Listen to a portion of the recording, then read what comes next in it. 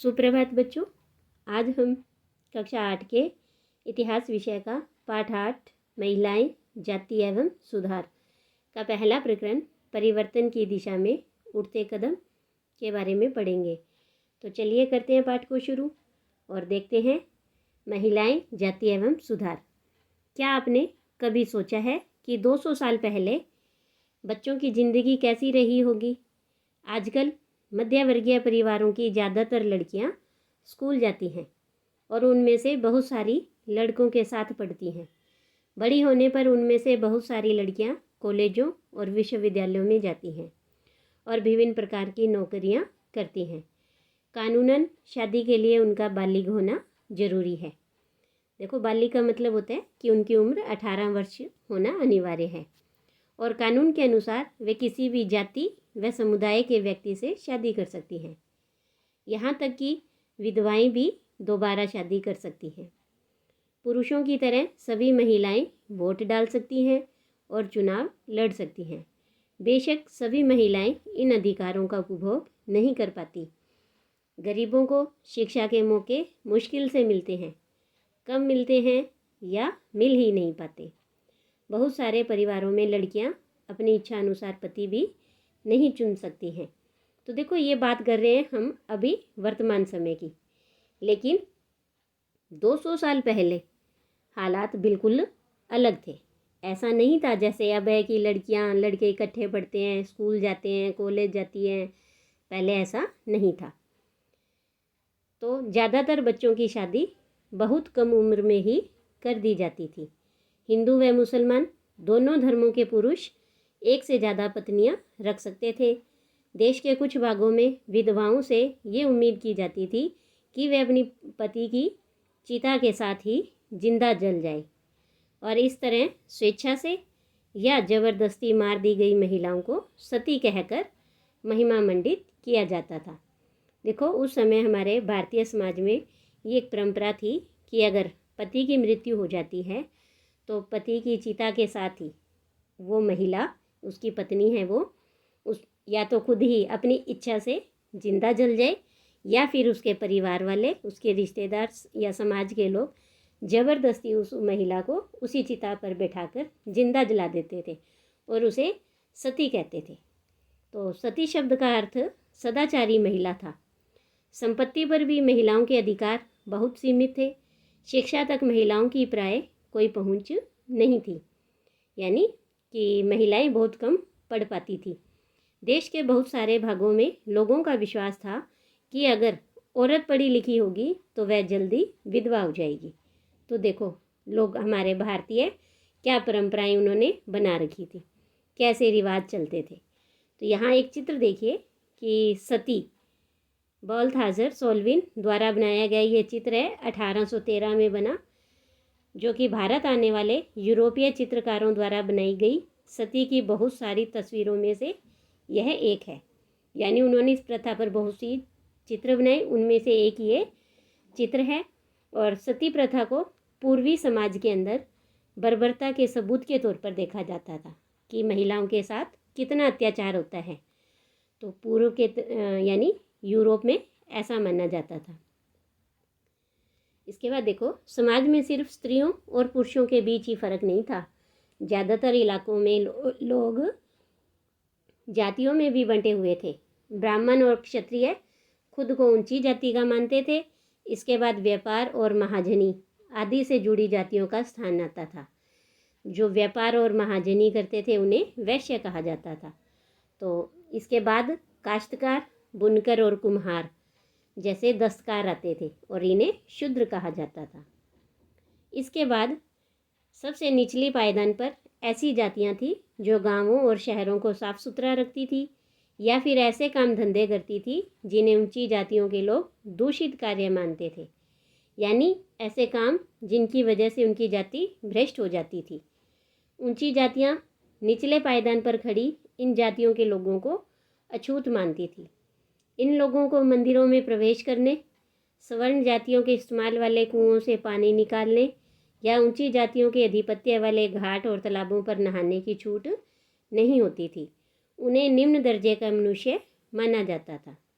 19वीं और 20वीं सदी के दौरान इनमें से बहुत सारे कायदे कानून और नज़रिए धीरे धीरे बदलते गए। तो आइए देखें कि ऐसा कैसे हुआ। परिवर्तन की दिशा में उठते कदम। 19वीं सदी की शुरुआत से ही हमें सामाजिक रीति रिवाजों और मूल्य मान्यताओं से संबंधित बहस, मुबाहिसे और चर्चाओं का स्वरूप बदलता दिखाई देता है। और इसकी एक वजह यह थी कि संचार के नए तरीके विकसित हो रहे थे, यानी कि अब जो वार्तालाप है उसके नए नए तरीके आने लगे, जैसे कि किताबें, अखबार, पत्रिकाएं, पर्चे और पुस्तिकाएं अब छपने लगी थी। ये चीज़ें न केवल पुराने साधनों के मुकाबले सस्ती थी, बल्कि उन पांडुलिपियों के मुकाबले ज़्यादा लोगों की पहुंच में भी थी, और जिसके बारे में आपने कक्षा 7 में पढ़ा था। देखो, हमने कक्षा 6 में भी पढ़ा था कि पांडुलिपि क्या होती है ना। पांडुलिपि एक विशेष भुर्ज नाम के पेड़ के पत्तों को तैयार करके बनाई जाती थी और उन पत्तों पर हाथ से लिखा जाता था, उसे हम कहते थे पांडुलिपि। और उस समय क्या है, कागज़ बहुत महंगा था, तो इन पांडुलिपियों को इतिहासकारों ने, धनी व्यक्तियों, राजाओं ने इकट्ठा किया और इनको पुस्तकालयों और अभिलेखागारों में रख दिया गया, क्योंकि इन पांडुलिपियों से इतिहासकारों को इतिहास की जानकारी मिलती थी। तो उस समय छापेखाने तो होते नहीं थे, तो इसीलिए इन पांडुलिपियों की नकल की जाती थी, और इनकी नकल जो करते थे उन्हें नकल नवीस कहा जाता था। तो वे हाथ से ही इन पांडुलिपियों की प्रतिलिपि बनाते थे, और इन प्रतिलिपियां बनाते हुए इन लिपिक से, इन नकल नवीस से थोड़ा बहुत क्या है, फेरबदल हो जाता था। कहीं कोई शब्द में अंतर आ जाता या कहीं किसी वाक्य में अंतर आ जाता था। तो इस तरह से जो ये पांडुलिपियां हैं उस समय बहुत मुश्किल से मिल पाती थी, तो आम जनता तक इनकी पहुंच नहीं थी। जबकि अब जब किताबें छपने लगी, अखबार छपने लगे, तो वो इन पांडुलिपियों के बजाय सस्ती भी थी और आम जनता तक पहुंच सकते थे, और लोग इन चीज़ों को आसानी से पढ़ सकते थे।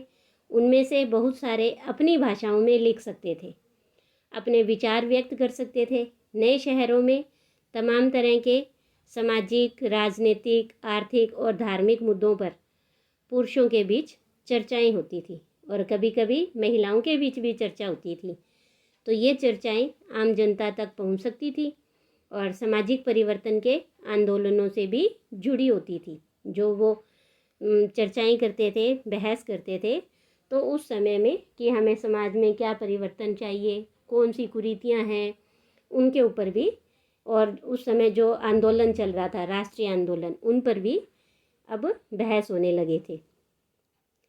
इसके बाद देखो कि इस तरह की बहसें अक्सर भारतीय सुधारकों और सुधार संगठनों की तरफ से शुरू होती थी। राजा राम मोहन राय इसी तरह के एक सुधारक थे। उन्होंने कलकत्ता में ब्रह्मो सभा के नाम से एक सुधारवादी संगठन बनाया, और इसी ब्रह्म सभा को ही बाद में ब्रह्म समाज के नाम से जाना गया। राम मोहन राय जैसे लोगों को सुधारक इसलिए कहा जाता है क्योंकि वे मानते थे कि समाज में परिवर्तन लाना है और अन्यायपूर्ण तौर तरीकों से छुटकारा पाना जरूरी है। उनका विचार था कि इस तरह के परिवर्तन लाने के लिए लोगों को इस बात के लिए प्रेरित किया जाना चाहिए कि वे पुराने व्यवहार को छोड़कर जीवन का नया ढंग अपनाने के लिए तैयार हों। तो राजा राम मोहन राय ने क्या किया? राजा राम मोहन राय देश में पश्चिमी शिक्षा का प्रसार करने और महिलाओं के लिए ज़्यादा स्वतंत्रता व समानता के पक्षधर थे, और उन्होंने इस बारे में लिखा कि किस तरह से महिलाओं को जबरन घरेलू कामों में बांध कर रखा जाता था। उनकी दुनिया घर और रसोई तक ही सीमित कर दी जाती थी, और उन्हें बाहर जाकर पढ़ने लिखने की इजाज़त नहीं दी जाती थी। विधवाओं की ज़िंदगी में बदलाव लाने की कोशिश। राम मोहन राय इस बात से काफ़ी दुखी थे कि विधवा औरतों को अपनी ज़िंदगी में भारी कष्टों का सामना करना पड़ता है। इसी बात को ध्यान में रखते हुए उन्होंने सती प्रथा के खिलाफ मुहिम छेड़ी थी। राम मोहन राय संस्कृत, फारसी और अन्य कई भारतीय भाषाओं और यूरोपीय भाषाओं के अच्छे ज्ञाता थे। उन्होंने अपने लेखन के जरिए यह सिद्ध करने का प्रयास किया कि प्राचीन ग्रंथों में विधवाओं को जलाने की अनुमति कहीं नहीं दी गई है।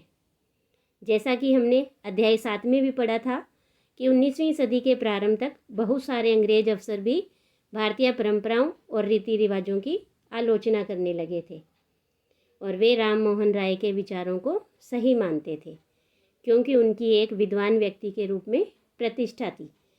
फलस्वरूप 1829 में सती प्रथा पर पाबंदी लगा दी गई थी। इसके बाद देखिए, राम मोहन राय ने इस अभियान के लिए जो रणनीति अपनाई थी उसे बाद के सुधारकों ने भी अपनाया। तो देखो कि राजा राम मोहन राय ने क्या नीति अपनाई, क्योंकि वो पढ़े लिखे थे तो उन्होंने भारतीय ग्रंथों को पढ़ा और ये बताया कि इन ग्रंथों में कहीं भी विधवाओं को जलाने की अनुमति नहीं दी गई है। और यही रणनीति बाद के अन्य सुधारकों ने भी अपनाई। जब भी वे किसी हानिकारक प्रथा को चुनौती देना चाहते थे तो अक्सर प्राचीन धार्मिक ग्रंथों से ऐसे श्लोक या वाक्य ढूंढने का प्रयास करते थे जो उनकी सोच का समर्थन करते हों। इसके बाद वे दलील देते कि संबंधित वर्तमान रीति रिवाज हैं प्रारंभिक परंपरा के खिलाफ है। तो देखो नीचे एक आपको ये चित्र दिखाई दे रहा है कि कुंडों पर झूलने का त्यौहार। इस लोकप्रिय त्यौहार में भक्त पारंपरिक अनुष्ठानों के तहत अजीब तरह से कष्ट सहने का अभ्यास करते थे। वे अपनी खाल में कुंडा भेदकर एक झूले पर लटक जाते थे। 19वीं शताब्दी के पूर्वार्ध में जब यूरोपीय अफसरों ने भारतीय रीति रिवाजों और अनुष्ठानों को बर्बर कहकर उनकी आलोचना शुरू की तो इस त्यौहार की खास तौर से आलोचना की गई। देखो आपको इस चित्र में दिखाई भी दे रहा होगा कि कैसे दो व्यक्ति हैं और इन्होंने अपने चमड़ी में एक कुंडी सी लगा रखी है, मतलब यानी कि अपनी चमड़ी को कुंडी के सहारे छेद दिया है और कैसे वो लटक गए हैं। कोई बेल्ट नहीं है, कोई कुछ नहीं है, सीधे चमड़ी के सहारे लटके हुए हैं। तो सोचो कितना दर्द होता होगा, कितना वो कष्ट सहन करते थे। तो इस तरह से ये हमारे भारतीय कई ऐसे परंपराएं थी। तो जो सती प्रथा की बात चल रही थी तो उसमें राजा राम मोहन राय ने अपने विचारों का प्रसार करने के लिए बहुत सारे पर्चे लिखे थे और इनमें से कुछ पर्चे किसी खास रिवाज के समर्थक और आलोचकों के बीच बहस के रूप में भी लिखे गए थे। सती प्रथा के बारे में इसी तरह का एक उदाहरण देखिए कि जो इस प्रथा के समर्थक थे वो क्या कहते हैं कि औरतें कुदरती तौर पर कम समझदार, बिना दृढ़ संकल्प वाली, भरोसे के योग्य नहीं होती हैं। उनमें से बहुत सारी खुद ही अपने पति की मृत्यु के बाद उसके साथ जाने की कामना करने लगती है, परंतु वे कहीं धधकती आग से भाग न निकले, इसलिए हम पहले ही उन्हें चिता की लकड़ियों में कस कर बांध देते हैं। देखो कैसे करते थे। अगर हमारा हाथ जरा सा जल जाए कितनी हमें जलन होती है, और वो महिला जो सती होने जा रही है या जिसे सती करते थे वो कितना दर्द सहती होगी। बर्बरता देखो मनुष्य की कि जिंदा ही और उठकर भाग ना निकले, इसलिए उसे पहले ही लकड़ी से बांध देते थे, है ना। तो सती विरोधी जो इस प्रथा के विरोध में थे उनका क्या मत था कि आप लोगों ने महिलाओं को अपनी स्वाभाविक क्षमता का प्रदर्शन करने का सही मौका ही कब दिया। फिर भला तुम ये कैसे कह सकते हो कि उनमें समझ नहीं होती।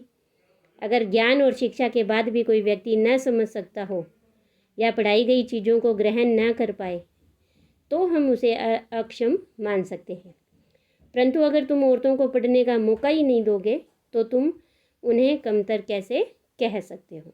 तो देखो इसीलिए कहते हैं कि लड़कियों को अवश्य पढ़ाना चाहिए।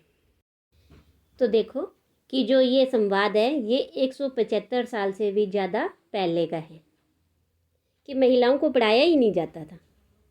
इसीलिए तो अभी बालिका शिक्षा अनिवार्य रखी गई है और 14 वर्ष से सब छोटे सभी बच्चों के लिए शिक्षा का अधिकार अनिवार्य किया गया है। अनिवार्य शिक्षा का अधिकार कानून भी बनाया गया है। इसके बाद आगे देखिए, उदाहरण के लिए प्रसिद्ध सुधारक ईश्वर चंद्र विद्यासागर ने भी विधवा विवाह के पक्ष में प्राचीन ग्रंथों का ही हवाला दिया था। अंग्रेज सरकार ने उनका यह सुझाव मान लिया और 1856 में विधवा विवाह के पक्ष में एक कानून पारित कर दिया। जो विधवाओं के विवाह का विरोध करते थे उन्होंने विद्यासागर का भी विरोध किया और यहाँ तक कि उनका बहिष्कार भी कर दिया। 19वीं सदी के उत्तरार्ध तक विधवा विवाह के पक्ष में चलाया जा रहा आंदोलन देश के अन्य भागों में भी फैल गया था। मद्रास प्रेसिडेंसी के तेलुगु भाषी इलाकों में वीरेशलिंगम पुंतुलु ने विधवा विवाह के समर्थन में एक संगठन बनाया था। लगभग उसी समय बम्बई में युवा बुद्धिजीवियों और सुधारकों ने भी विधवा विवाह के प्रचार प्रसार का संकल्प लिया। उत्तर में आर्य समाज की स्थापना करने वाले स्वामी दयानंद सरस्वती ने विधवा विवाह का भी समर्थन किया। तो ये देखिए, यहाँ पर आपको एक चित्र दिखाई दे रहा है, ये है स्वामी दयानंद सरस्वती। दयानंद ने 1875 में आर्य समाज की स्थापना की थी और आर्य समाज ने हिंदू धर्म को सुधारने का प्रयास किया था। तो दयानंद सरस्वती जी ने भी विधवा विवाह का समर्थन किया। इसके बावजूद विवाह करने वाली विधवा महिलाओं की संख्या काफ़ी कम थी। विवाह करने वाली विधवाओं को समाज में आसानी से स्वीकार नहीं किया जाता था और इस तरह रूढ़िवादी जो तबका था वो इस नए कानून का विरोध करते रहते थे। तो देखिए, अगर हम आज से 200 साल पहले हमारे भारतीय समाज को देखते हैं तो उसमें कितनी रूढ़िवादिता थी, पूर्वाग्रह किए गए थे। आज के लिए इतना ही। धन्यवाद।